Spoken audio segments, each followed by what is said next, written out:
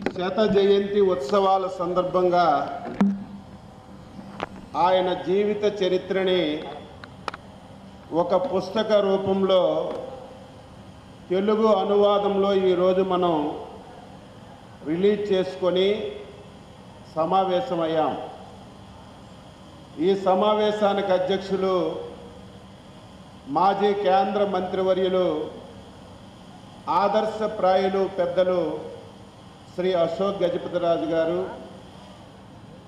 ముఖ్య అతిథి శాసన సభాపతి పెద్దలు శ్రీ అయ్యన్న పాత్రుడు గారు, కేంద్ర మంత్రివర్యులు చిరంజీవి రామ్మోహన్ నాయుడు గారు, వేదిక పైన ఉన్నటువంటి గౌరవ పార్లమెంట్ సభ్యులు, శాసనసభ్యులు, ఆహ్వానితులైనటువంటి ప్రజాప్రతినిధులు, అధికారులు, పివిజి రాజు గారి అభిమానులు, పాత్రికేయ మిత్రులందరికీ పేరు పేరున హృదయపూర్వకమైనటువంటి నమస్కారాలు తెలియచేస్తున్నాను.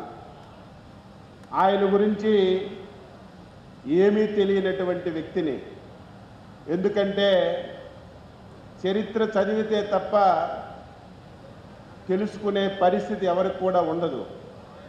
అయినా సరే ఈ మధ్యకాలంలో ఎప్పుడు అశోక్ గజపతిరాజు గారు కలిసిన వాళ్ళ చరిత్ర గురించి కొంత సమయం అడిగి తెలుసుకునే అలవాటు ఉంది. ఈరోజు పివిజి రాజు గారు అలక్నారాయణ గజపతి గారికి, విద్యావతి గారికి 1924లో పుట్టారు. 100 సంవత్సరాలు అయింది. ఈరోజు చాలామంది చిన్న అవకాశం వచ్చినా, చిన్న అధికారం వచ్చినా, చిన్న ఆదాయం వచ్చినా ఏ విధంగా మనం ఉంటున్నామో ఒకసారి గమనంలోకి తీసుకోవాలి. కానీ పివిజి రాజు గారు ఆ రోజుల్లోనే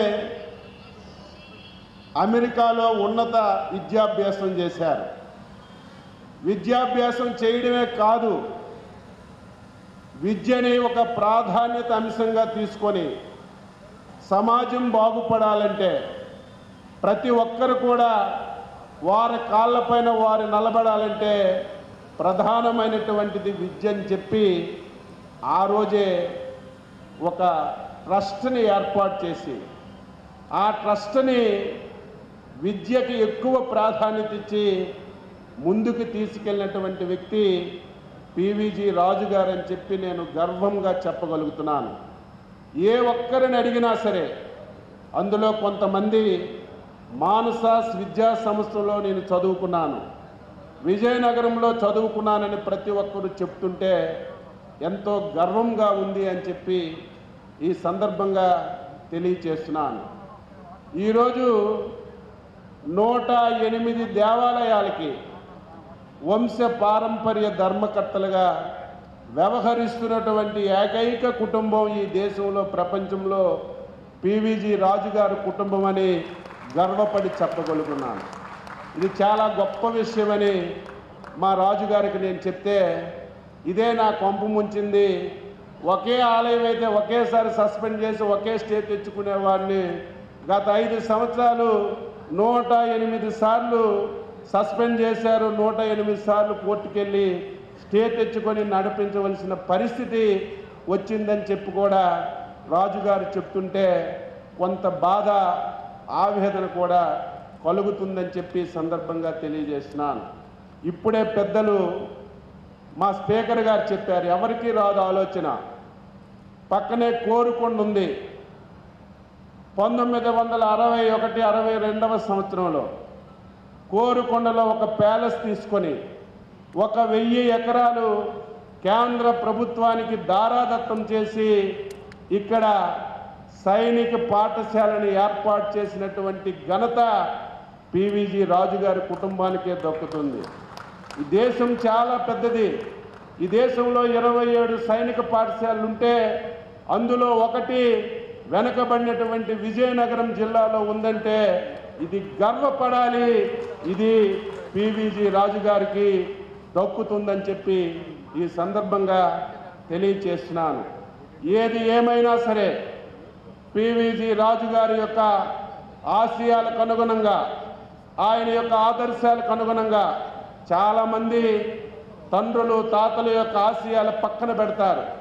నేను గర్వపడుతున్నాను, పివిజి రాజు గారి ఆశయాలకి ఏ మాత్రం చిన్న విఘాతం కలగకుండా, ఆయన స్థాయిలో లేకపోయినా సరే ఆయన పేరుకెక్కడ కూడా చిన్న ఇబ్బంది లేకుండా ముందుకు నడిపిస్తున్నటువంటి అశోక్ గజపతిరాజు గారిని మనందరం కూడా ఆదర్శంగా తీసుకోవాలి. ఈరోజు నేను చూస్తున్నాను, డబ్బున్న వాళ్ళని చూస్తున్నాను, విపరీతమైనటువంటి అన్ని అవకాశాలు ఉన్న వారిని చూస్తున్నాను. అటువంటి వారికి పిల్లలు లేకపోయినా ఆశ కలిగి ఇంకా సంపాదించడానికి చూస్తారు. కానీ మహానుభావుడు పివిజి రాజు గారు బ్రహ్మాండమైనటువంటి వారసులిద్దరున్నా అవన్నీ చూడకుండా సమాజాన్ని దృష్టిలో పెట్టుకొని, భవిష్యత్తును దృష్టిలో పెట్టుకొని ఆయనకున్నటువంటి యావత్ ఆస్తిని సమాజానికి ఇచ్చి సమాజ శ్రేయస్సు గురించి పనిచేసినటువంటి ఆయన గురించి మనందరం పాఠాలుగా చెప్పాలి, ప్రతి ఒక్కరికి చెప్పాలి. ఈ పుస్తకాలన్నీ మనం చదివి ఎక్కడికక్కడ ఈ విషయాలన్నీ సమాజానికి చెప్తేనే మళ్ళీ ఇటువంటి వ్యక్తులు ఎవరో రాకపోయినా ఒకరో ఇద్దరో ముగ్గురో ఇటువంటి వ్యక్తులను ఆదర్శంగా తీసుకొని మళ్ళీ సమాజంలోకి ముందుకు వస్తే కొంతవరకు సమాజానికి ఉపయోగపడుతుందని భావిస్తున్నటువంటి వ్యక్తినని ఈ సందర్భంగా తెలియజేస్తూ, ప్రజాస్వామ్యం చాలా పెద్దది. అటువంటి ప్రజాస్వామ్యంలో ఈరోజు రాజకీయాల్లోకి వచ్చాం, ఈరోజు పదవులు వచ్చాయి. ఈ పదవులు రావటం వల్లే అటువంటి మహానుభావుడి యొక్క 100వ జయంతి ఉత్సవాల్లో పాల్గొని పుస్తకం ఆవిష్కరించే అవకాశం వచ్చింది. ఈ అవకాశం ఇచ్చినటువంటి పెద్దల అశోక్ గజపతిరాజుకి హృదయపూర్వకంగా అభినందిస్తూ పివిజి రాజు